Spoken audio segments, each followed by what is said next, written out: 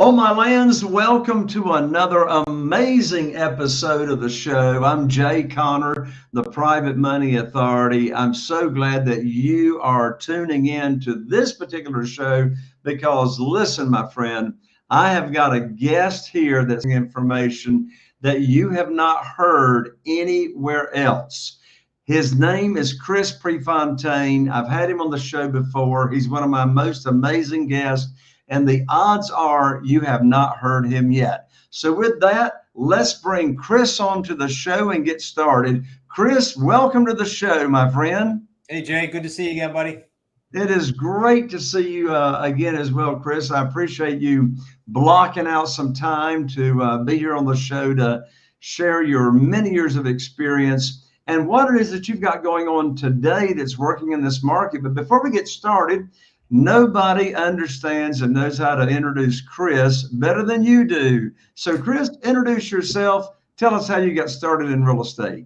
Yeah, I'll be brief because it's 30 and a half years now and we'll bore people. So I got started in real estate because I hung out with my father, who was not in real estate, but he had a conventional brick and mortar business, welding supply business. And he built his own buildings, Jay. And as he built them, I was too young to understand how this worked. But as he built them, he then leased them back to himself. And I remember saying to him when I was younger, I don't know how old, maybe 10, 12. I don't understand. You're the same person. How do you lease it back to yourself? And now, of course, with the way LLCs and everything work, I get it. But I didn't then. So I was in and around that environment. I then went off and built a bunch of homes. Then I bought a Realty Executive Franchise, sold that to Coldwell Banker. After that brings me to 2000. I started working my own investments and coaching people, but that led up to the crash. When the crash happened in 08, took me 4 years to dig out, and that was because I was signed personally on all those notes, and it was a bit of a nightmare. I dug out. I didn't file bankruptcy, and that was the impetus to develop the terms niche. So for those of you not familiar with that, just creative real estate, very specifically how we do it. And that has built to today, myself, my son, my son-in-law, and a great team doing deals all around the country with who we call associates, but they basically will do deals while we coach them interactively. So there's no better way to learn. It bridges that gap of learning. And then we revenue share with them for so many deals, and then they're off on their own because they don't need us for life. So that's 30 and a half years in about a minute or two.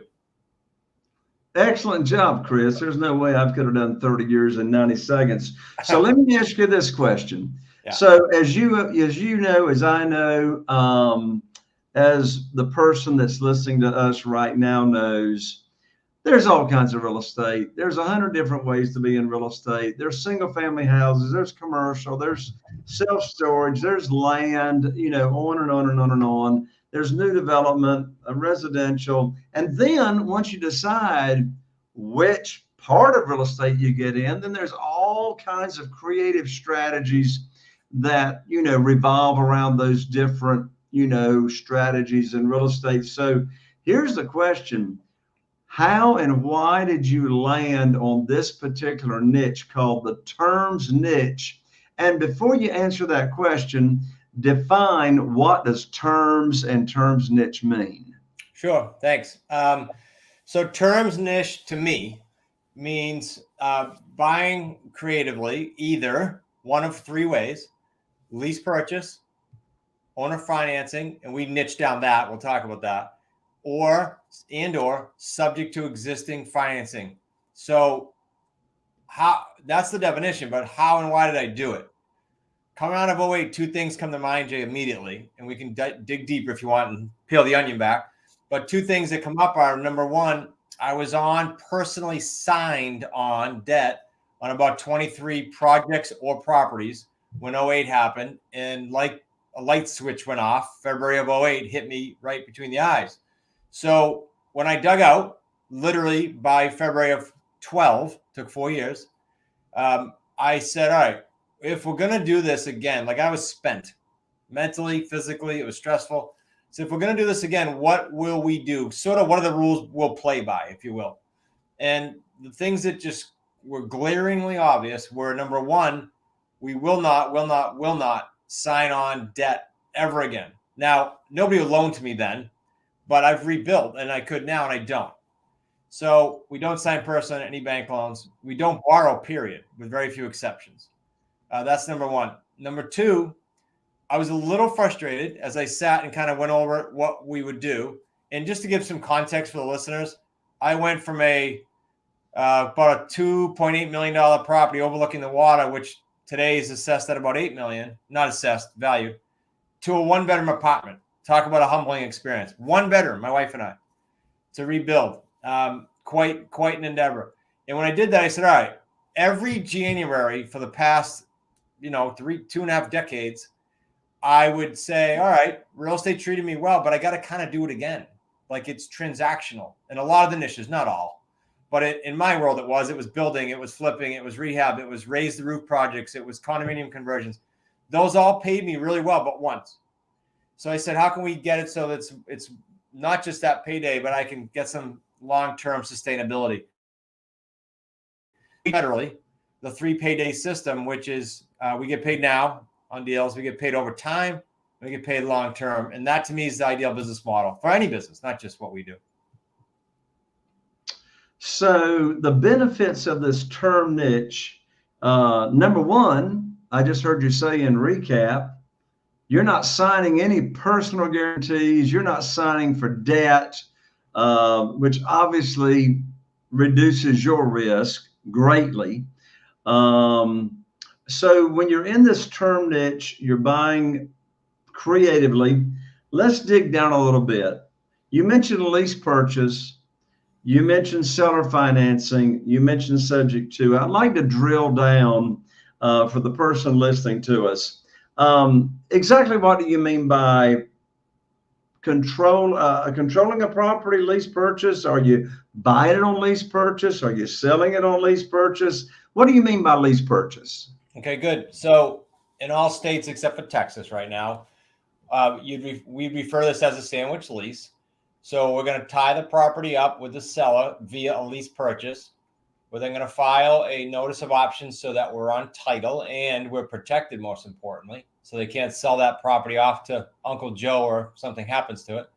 We then turn around and do a rent to own with our buyers. But here's a huge distinction, Jay, I want to point out, because I've been on shows and I've listened to shows where mentors talk about this.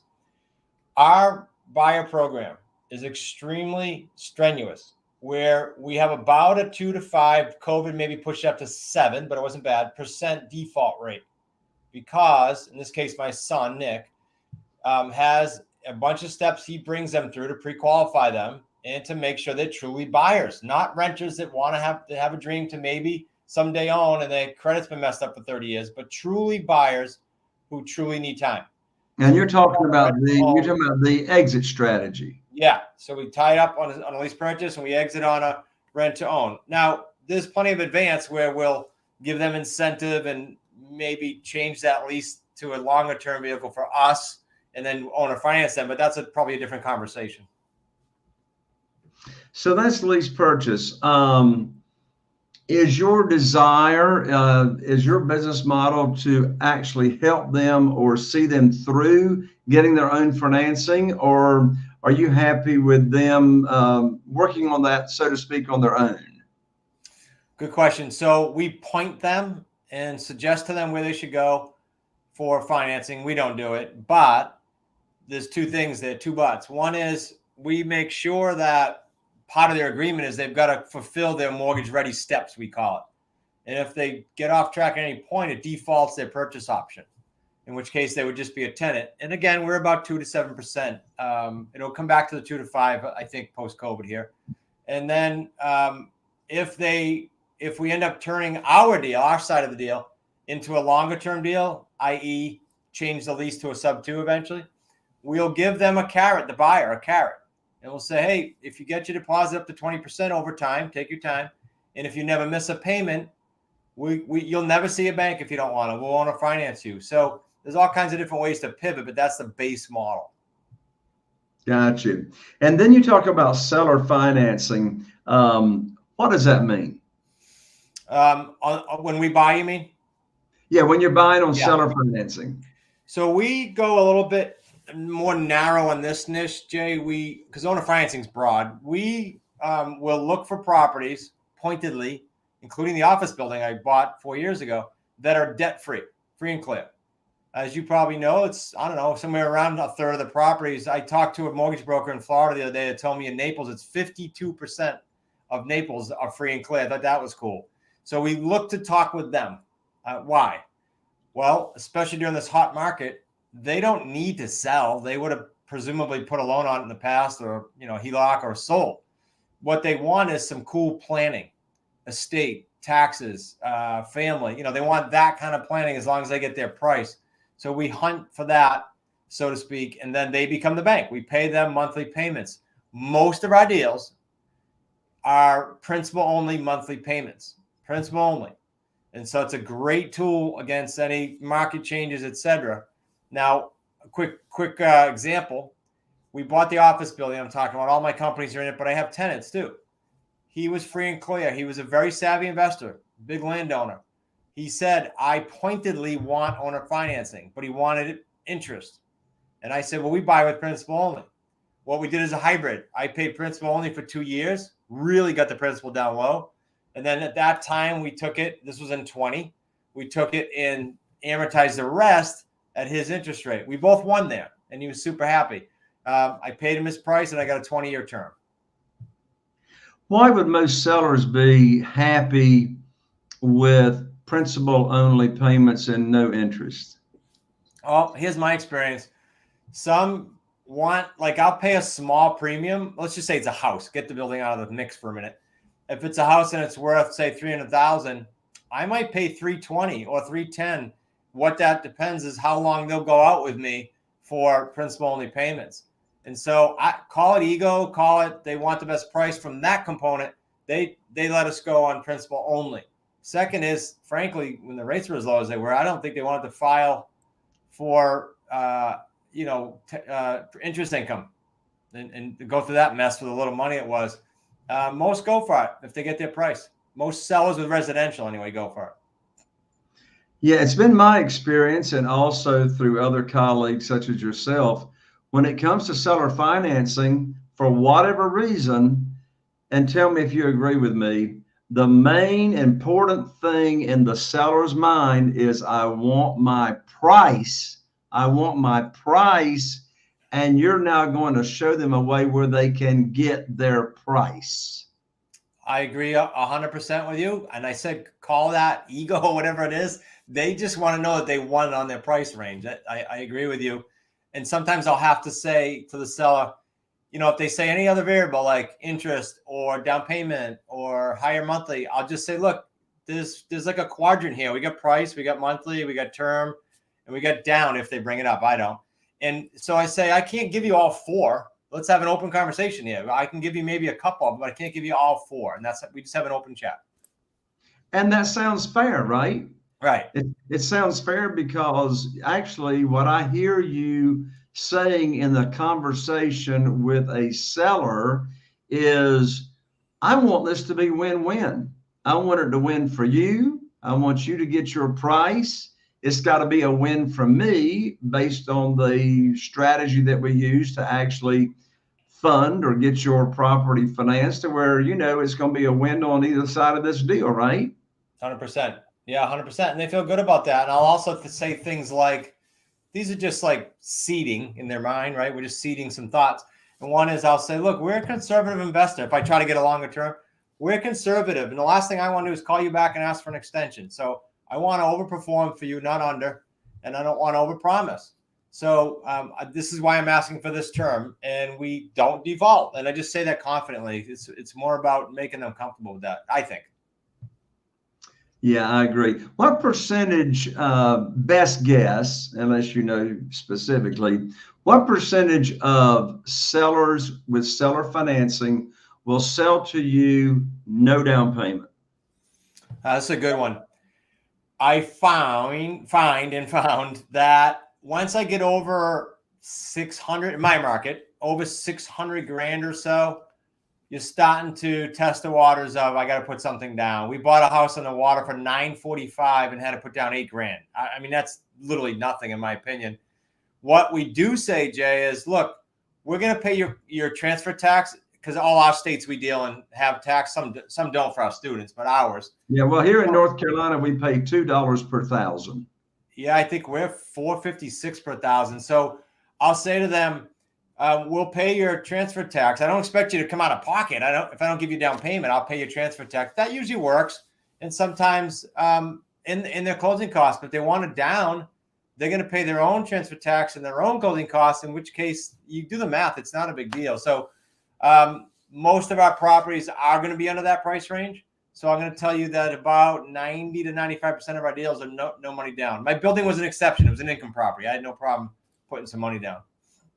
Well, for you to do 90% or so with no money down, that is phenomenal. And I would say your students really rely initially on your scripting as to how you're able to confidently have a conversation with a seller that's going to sell you with no money down. Yeah, you know where this came up? This is like literally 2 hours ago. I got off of a 2-hour mastermind call, but it was with the higher level people we have in our community. And I used to mistakenly think, oh, you got to talk about higher level stuff and go into all these details. You know what, Jay? The last like 5 calls we did with them, this is the highest level now. We did scripts over and over and over, and they loved it, because when the market's crazy like it is, stick to the basics. Like, don't complicate it. Absolutely. Do not complicate this business. And then we come to one of my very favorite creative strategies that you do and you teach, and that is buying subject to the existing note or the existing mortgage. So tell me, what does it mean to buy subject to the existing note? Yeah, I love it too, by the way. And I find that the people that do the sandwich leases at the beginning, our students, they end up sort of, I'll call it graduating and understanding that they want to stay in these deals. So subject to just means I'm going to buy Mrs. Mary's home, and Mary, I'll just give you a scenario. Mary owes $250,000. Mary came out of COVID and is stressed out and needs someone to cover that like ASAP. So we'll buy that home from Mary, and we will, when you go to the closing table, if you've ever bought a home, you're used to seeing new money come to the table by way of a loan, and that's listed on the settlement statement. Instead, it says, subject to existing loan, the present balance is listed. You are buying that property, and that loan is staying in the seller's name, and it will stay in the seller's name until such time you cash it out. I can tell you that compared to pre and during 08 crash, I sleep a heck of a lot better mentally, physically, health-wise, knowing that out of the 85 or 90 million in real estate we control, we are not on one single loan. And so, yeah, it's one of my favorites, Jay, because you can get all kinds of creativity on the selling end too after you tie it up. Chris, I never heard of this strategy of buying subject to the existing note until February 2009. And when I heard about it, my first thought was, who in their right mind would sell me their house, transfer the title into my entity's name to where I own the property, and they're going to leave the mortgage in their name? I'm not assuming the mortgage. They're leaving the mortgage in their name. I'm agreeing to make their mortgage payment. Who in their right mind would trust me to make their payments? I have figured out the answer to that. What's your answer? Well, I think this is what you're looking for. If it's not, please tell me. Because I find that we talked about on financing earlier. That's people that are not in any way stressed out. I go to free and clear. Opposite end of the spectrum completely are the people that need financial relief, or something to trigger some urgency, like a divorce. We just did one. Like a death, we sadly just did one of those, or like post-COVID, we just did one of those. So it's usually people that are stressed out that need immediate relief. 2 quick examples. Gentleman calls me and says, you talked to me when I was a facility by owner. I wasn't in a hurry. I got custody of my grandson. My truck is packed and we're going cross country in 4 days. Can you come do that thing you talked about? And he sold to us on sub 2. Recently, sadly, these are coming out of the woodwork. I'd love to know if you're getting these. And that is, this older woman in Michigan, one of my students, called and she couldn't afford a $600 first mortgage, and a $200 second, and she was only $3,000 in arrears, and she begged us to take the home, and there was already 60 grand sitting there of equity. She just wanted relief, and when she heard that we help buyers get into homes, she said, "You're it." And she'd been pounded by wholesalers and everybody else. So I don't know. Are you getting a bunch of those on your end probably too from post-COVID? Out of the woodwork, Chris. Yeah. And quite frankly, maybe you have the answer. I don't. I just know that I'm getting more subject to sellers. I'm getting actually more all cash sellers. I'm just getting more all sellers. And what's so interesting about it in this market is, of course, all these sellers are coming from our marketing of off-market houses that are not in the multiple listing service. There's no inventory in the multiple listing service. So we're buying 100% of our houses from owners directly, and we put it in the multiple listing service if we're cashing out, if we're not selling on terms. It's immediately gone. Have you got a guess why now? I think it's a bit of a perfect storm, in my opinion, meaning a couple things. No priority order here. One is rates is starting to go up. Okay, well, clearly, and not everywhere yet, this is trickled down, but we're hearing from the community that there's a bit of a panic because the buyers now, tens of thousands, well, hundreds of thousands, have just get pushed to the sideline. They can't afford the house. They just get the rates. My son-in-law locked the rate in 3.5% 90 days ago.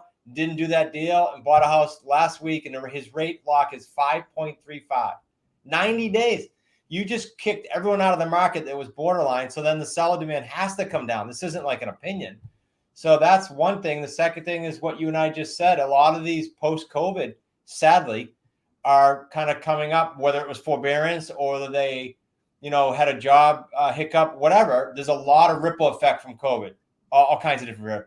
We're hearing that, and yes, we're seeing way more sub-twos coming to us.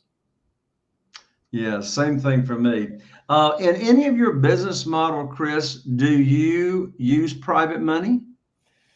Very, very, very few times, because friends, my accountant, my attorney, they'll call and say, "Hey, I got this. Can you do something with it?" And then what we'll do is we'll just get a little more aggressive, and we'll call the same people. But it's those people that if they had just 10 or 20 grand, for example, to use an example, you'd pick up, 30, 40 grand in equity. Okay, I'm good with that all day long. But usually we don't. I don't teach that because a new person to go out and raise money, I don't teach that. You do very well with that. I just don't teach that, So we do it personally as a family team when there's an opportunity available. Yeah. The way that I use private money when I'm not paying all cash, and of course, as you know, I buy a lot of houses all cash with private money. But when I'm buying 25% of my deals creatively, subject to the existing note, a lot of times I'll use private money, and I'm sure you have too. I'll use private money in second position to a small amount of money, 20,000, 30,000, to either bring payments current or if there's some light repair. And my definition of a light rehab is less than $10,000 is my definition. And then I'll use private money in that case. And then, Chris, this question, in this crazy market of where it is a challenge to find deals on houses, what are your top 3 favorite ways today to find motivated sellers that are not in the multiple listing service? Yeah, right this second, there's 2 that come to mind. For rent by owners, they're a little tired. We're finding landlords with like 1 to 10 properties they're just literally saying to us, "I'm done. I'm all set." The second thing that comes to mind, because the expireds are starting to come back, but it's not my hot one right now. The second one that I love, that I think personally, I love your opinion, is tried and true always, which is absentee out-of-state owners. And our script is easy because we just nonchalantly say, with all the craziness in the market and the chaos and post-COVID, we didn't know if you had plans on selling. Picking up a lot of off-market properties from that simple list, and that's always been a really good list in my opinion. Yeah, I agree with you. My favorite list right now is out-of-state, absentee owners, high equity. Yeah. Out of state, absentee, high equity. Why is that? Well, a lot of those people with that scenario are empty nesters, or they are older people. And the property in a lot of cases has just gotten to the point to where they're done. They want to downsize. They don't want to deal with it. And for those particular people, actually outbound calling has been my best actual strategy to initiate a conversation, because these people actually enjoy talking to you because they're not talking to anybody else. Yeah, I agree. So anyway, that's mine. So you got a lot of experience. You got over 30 years of experience. I'm gonna hit you from the broadside. So here comes the question. Biggest lesson learned and or biggest mistake made. If you knew then what you knew now, what would you have done different?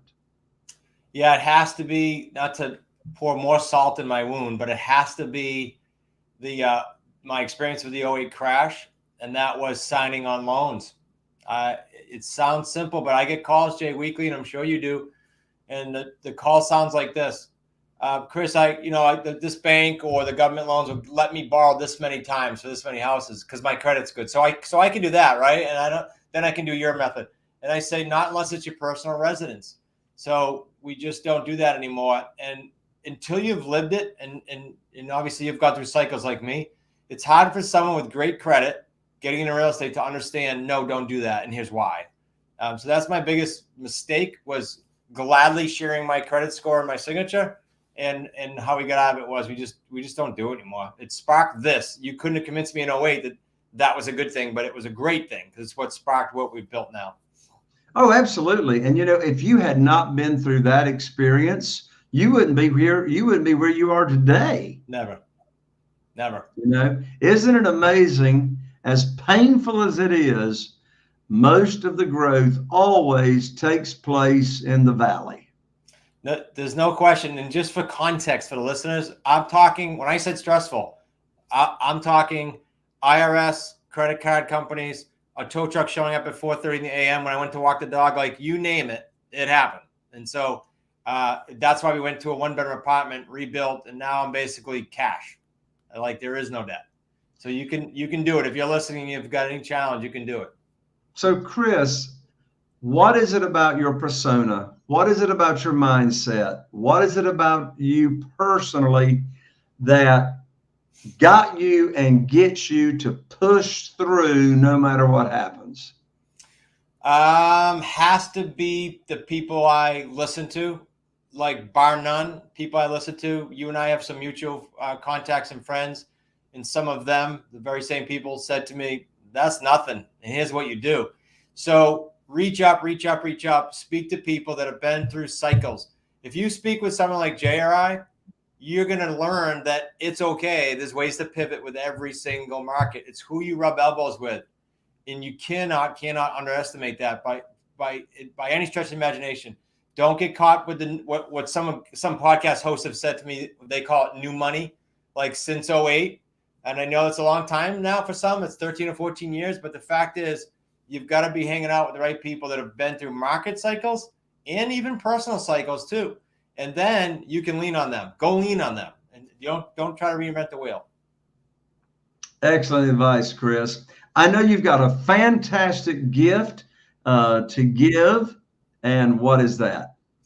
A whole bunch of stuff. So I when people say, we're going to give you our books, we're going to give you this, just put your credit card in for free shipping. No need. Jay's going to provide links. You're going to get some cool gifts just for hearing us on the show today. And that's going to be the Amazon best-selling books. And likely we'll throw in some other goodies for Jay's tribe. Yeah. So here is the link, folks. This is the link, the only link that you need to write down or listen to and take action on.